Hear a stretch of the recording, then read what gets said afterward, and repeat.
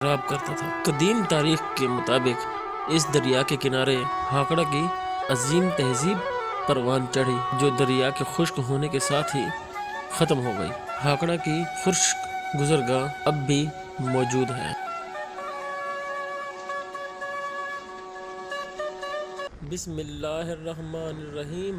سبحان الذی سخر لنا ھذا وما كنا له مقرنین وإنا إلی ربنا لمنقلبون۔ السلام علیکم۔ آج ہم نے اپنے سفر کا آغاز جنوبی پنجاب کے ضلع بہاولپور کی تحصیل احمد پور شرقیہ سے سٹارٹ کیا ہے۔ آج ہم دراور فورٹ کا وزٹ کرنے جا رہے ہیں، جو کہ 9ویں صدی میں بنایا گیا۔ آپ اس بات سے اندازہ لگا سکتے ہیں کہ یہ قلعہ کتنا پرانا ہے۔ باقی اس کی ہسٹری ہم آپ کو وہیں جا کر بتائیں گے۔ اب ایک چھوٹی سی روڈ گائیڈ ہو جائے۔ دراور فورٹ بہاولپور سے 96 کلومیٹر کے فاصلے پر ہے، جو آپ احمد پور شرقیہ سے ہوتے ہوئے دراور فورٹ جا سکتے ہیں۔ بہاولپور سے یہاں تک 47 کلومیٹر اور یہاں سے دراور فورٹ 49 کلومیٹر کے فاصلے پر موجود ہے۔ چلیں آپ کو راستہ بھی دکھاتے ہیں اور اس کے ساتھ فورٹ بھی۔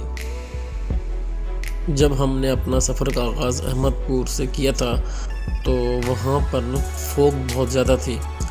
جیسے جیسے ہم ڈیزرٹ کے قریب آتے جا رہے ہیں تو فوگ ایک تو ختم ہو گئی ہے اور دوسرا ٹیمپریچر میں بھی ڈفرینس آ رہا ہے، مطلب سردی کم ہوتی جا رہی ہے۔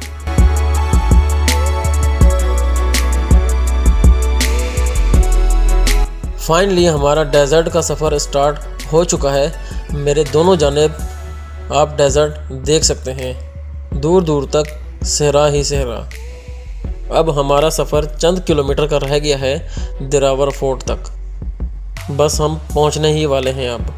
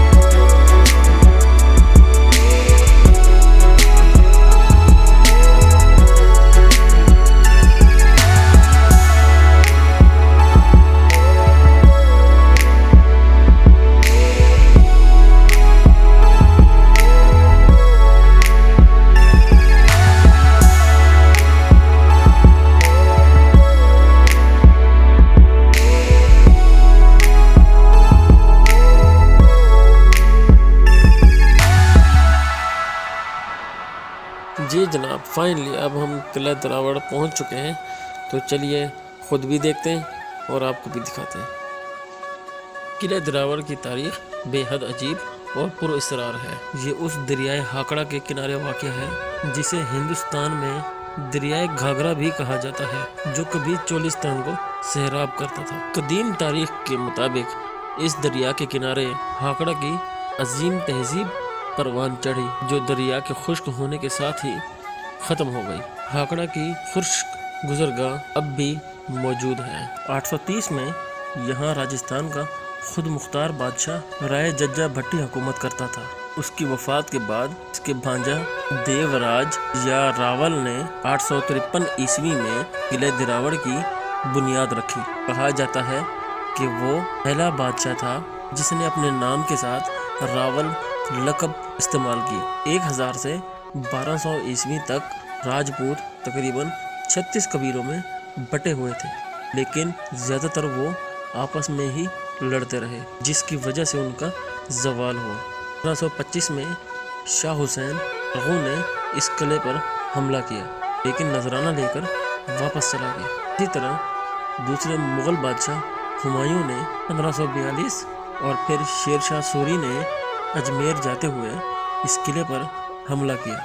کہتے ہیں 1733 میں شکارپور میں نواب صادق خان اول کے دربار میں گورگیج قبیلے کے سردار خیر محمد گورگیج حاضر ہو کر فوجی مدد کی درخواست کی۔ نواب کو علم تھا کہ سردار خیر محمد جیسلمیر کے دوست ہیں، اس لیے نواب نے ان سے مدد طلب کرنے کا مشورہ دیا۔ ان دنوں ریاست جیسلمیر اور بیکانیر کے درمیان جنگ جاری تھی۔ ان دنوں کہا جاتا ہے کہ سردار خیر محمد گورگیج قلعہ دراوڑ پہنچا۔ ریاست جیسلمیر کے راجا نے اسے فوج فراہم کر دی۔ اس سے قلعے میں فوج کی تعداد کم ہو گئی۔ نواب صادق کو اس کا جیسے ہی علم ہوا، انہیں وہ وقت یاد آ گیا کہ ان کی غیر موجودگی میں جیسلمیر کے راول نے کوچ شریف اور الہ آباد پر حملہ کر دیا تھا۔ نواب صادق فوراً فوج لے کر آئے اور انہوں نے قلعہ دراوڑ کا محاصرہ کر لیا۔ تاریخ میں ہے کہ راول کی مدد کے لیے ملتان سے بھی فوج آئی، لیکن نواب صادق کا محاصرہ ختم نہ کیا جا سکا۔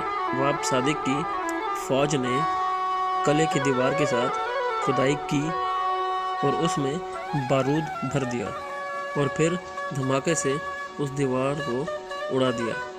اسی راستے نواب صادق کی فوج اندر قلعے میں داخل ہو گئی اور راجپوتوں کے 18 سپہ سالار کو قتل کر کے قلعے پر قبضہ کر لیا۔ عباسی نوابوں نے اسی قلعے کو فتح کر کے ریاست بہاولپور کی بنیاد رکھ دی۔